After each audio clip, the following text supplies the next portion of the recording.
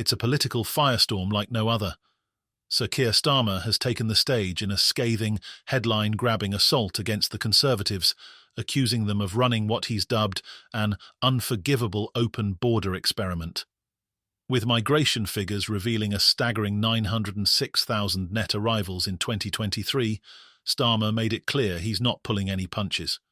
But this isn't just a war of words, it's a calculated high-stakes gamble to position Labour as the party of border control, while exposing what Starmer claims is the Tory government's deliberate failure to act.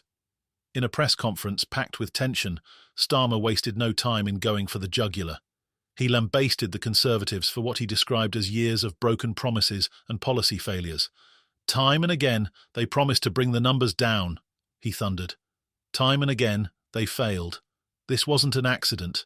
It wasn't bad luck. This was by design. Starmer's fiery rhetoric was aimed at reshaping the narrative, positioning Labour as the party ready to take decisive action where the Conservatives have supposedly faltered.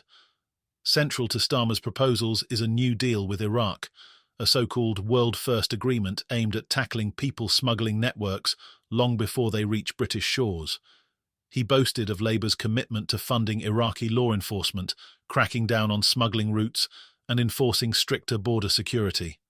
The Prime Minister painted this as a hard-nosed solution to what he framed as a Tory-created disaster. But even as he unveiled the agreement, critics were sharpening their knives, accusing Starmer of offering flashy soundbites without meaningful substance. The controversy doesn't stop there. Starmer also promised sweeping reforms to the points-based immigration system, pledging to reduce reliance on foreign workers while ensuring employers are held accountable. Under his plan, employers abusing visa routes would face bans on hiring overseas labour. Starmer's message was clear. Labour will enforce the rules, overhaul visa pathways, and train workers at home to reduce dependency on immigration. But one glaring omission in Starmer's strategy has already caused ripples: his refusal to set a firm cap on net migration. Critics have seized on this as evidence that Labour's tough talk may not translate into measurable results. The backlash was swift and relentless.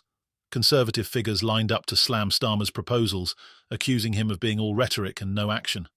Shadow Home Secretary Chris Philp delivered a particularly scathing rebuke, arguing that Starmer had actively undermined efforts to lower migration levels. Keir Starmer has no credibility on this issue, Philp declared.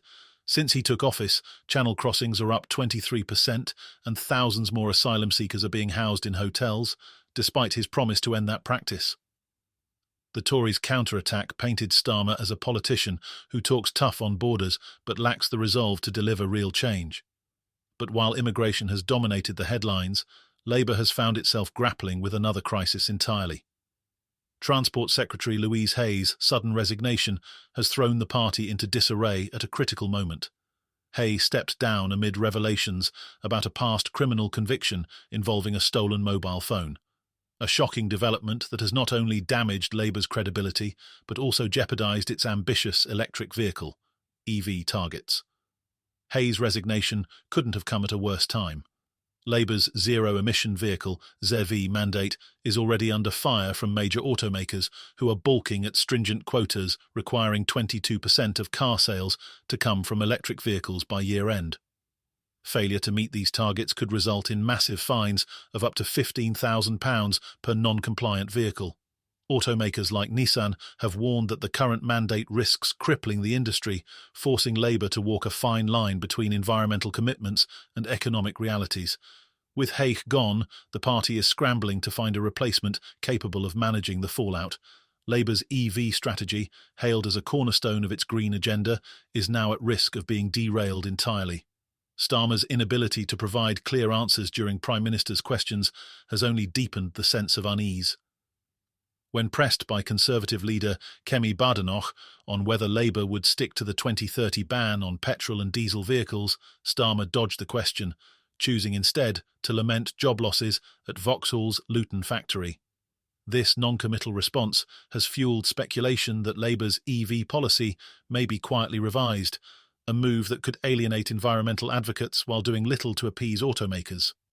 The turmoil within Labour doesn't stop there. Nigel Farage, never one to miss an opportunity to stir the pot, has been basking in the fallout from yet another political scandal.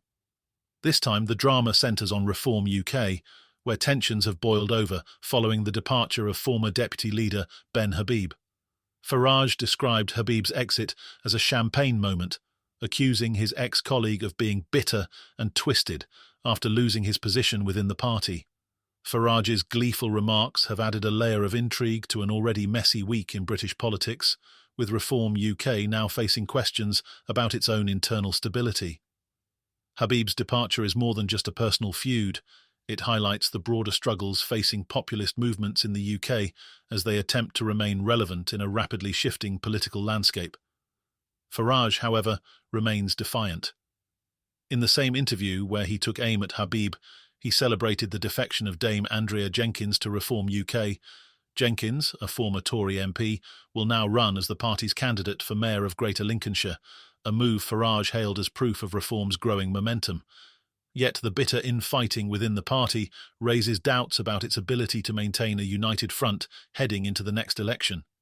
These intertwined scandals paint a grim picture of a political landscape defined by chaos, division, and mistrust. Starmer's attempts to project strength on immigration have been overshadowed by criticism and scepticism, with many questioning whether Labour can truly deliver on its promises. The resignation of Louise Hay has thrown the party's EV strategy into turmoil, leaving Labour vulnerable to attacks from both industry leaders and environmentalists. Meanwhile, Farage's triumphalism masks deeper issues within Reform UK as populist movements struggle to find their footing in a post-Brexit world. As the dust settles, one thing is clear: the political stakes have never been higher. Labour is betting big on its ability to outflank the Tories on immigration, but any misstep could prove disastrous. The Conservatives, for their part, are capitalising on every opportunity to paint Starmer as weak and ineffectual, a leader unable to back his words with action. And in the background, Farage continues to loom large, gleefully stoking the flames of division while positioning Reform UK as a thorn in the side of mainstream politics. For voters, the spectacle is both riveting and disheartening. Each new scandal seems to deepen the sense of disillusionment with a political class that appears more focused on scoring points than solving problems. Whether it's the ongoing migration crisis, the uncertain future of the UK's EV policy, or the internecine warfare within Reform UK, the overarching theme is one of dysfunction and discord. As the country watches these dramas unfold, the question remains: who, if anyone, will rise above the fray to provide the leadership and vision that Britain so desperately needs?